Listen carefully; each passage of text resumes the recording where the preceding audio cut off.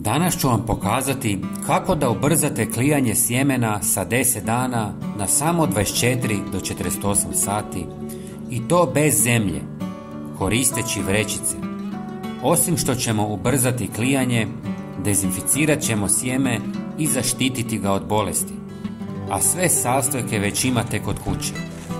Kao primjer, koristit ćemo sjeme graška, ali možete koristiti i sjeme rajčice, paprike, krastavaca i drugog povrća. U 250 ml mlake vode dodajte čajnu žlicicu češnjaka u prahu i dobro promiješajte. Ostavite par sati da odstoji i zatim procijedite. Prijatelji, napišite mi odakle me gledate. Ja sam iz Hrvatske i volim upoznavati ljude iz cijeloga svijeta. Hvala vam. U drugu posudu dodajte nekoliko sjemenki graška ili drugog povrća poput rajčica i paprike. Prelijte ih otopinom i ostavite 2 sata da se namaču.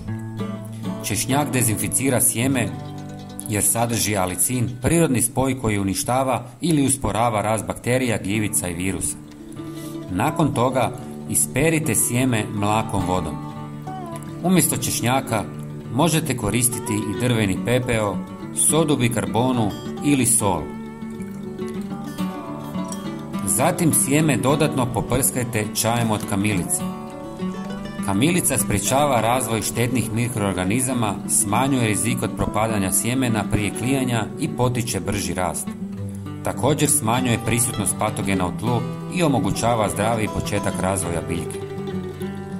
Sjeme sada stavite u vrećice sa zatvaračem i zatvorite ih. Ne brinite, bit će dovoljno zraka za klijanje. Ako primijetite da se unutrašnjost osušila, pošpricajte čajem ponovo. Već za 24 do 48 sati sjeme će proklijati i biti spremno za sadnju u zemlji. Pogledajte kako je lijepo proklijalo.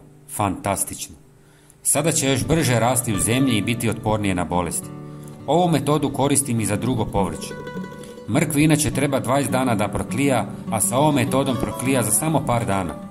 Prijatelji, pogledajte i naš sljedeći koristan video na vašem ekranu i podijelite ga s prijateljima. Hvala vam puno i pozdrav!